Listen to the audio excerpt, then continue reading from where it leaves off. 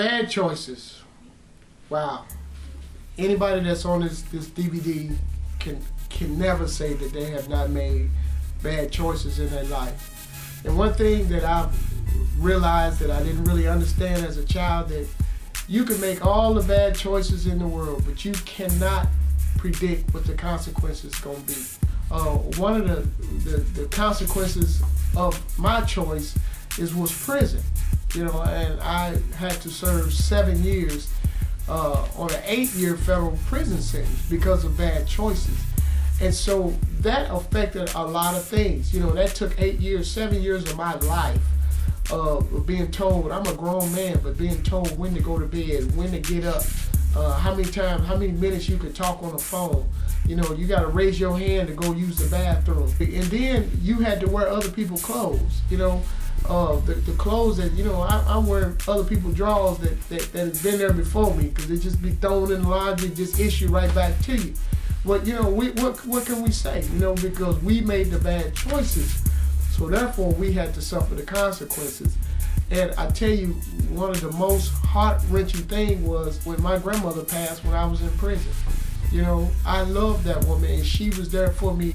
And to get that phone call that your grandmother has passed, the one that you love so much, that raised you, to get that phone call, and I'm in prison, and the first thing they say, well, you can only call home, you can't go home. I bet you that there is many stories in prisons on people saying, man, you know, I just want to be able to hug my kids, you know.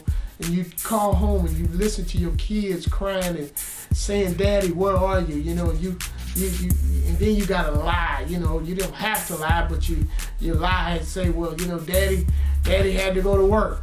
Right, but Daddy went to work. Yeah, but what kind of work? Prison work, because of the bad choices that you make. And you gonna work. Call home on the holidays and you hear all your family in the background having a good time, and you got 15 minutes to talk to everybody in the house, you know, and then the phone goes out, and then you drop the phone. You know, ain't nothing you can do. It's no joke when people take control of your life for bad choices that you make. That's when you are no longer, you don't dictate who you are. They dictate who you are. You can still be that person on the inside, but on the outside, you're gonna have to deal with your choices. And to get people to call you dogs and monkeys and get in your cage and stuff like that, you know, it plays a toll. And you can be the toughest person in prison, you know, but when that man tell you to turn around and put your hand behind your head, and it break you all the way down. I've seen some so-called tough dudes coming up in there, just thought they was the toughest thing in the world, but got punked by a little 3-foot, 4-foot guard telling them, hey, shut up. And they had to shut up. But when your freedom gets snatched away from you, that's when it's too late to realize that you made a bad choice. Because I'm telling you, when your freedom is snatched away from you, you feel less than a man.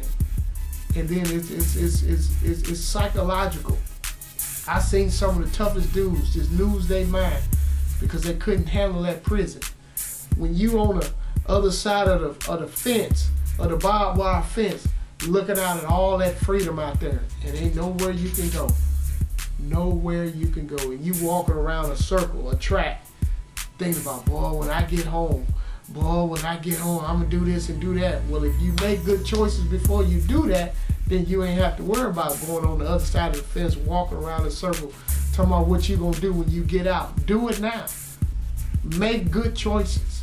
Make good choices. Make good choices. Do it now. I guarantee your freedom. God gave you your freedom. You better take full advantage of it, because it ain't no joke behind them prison walls.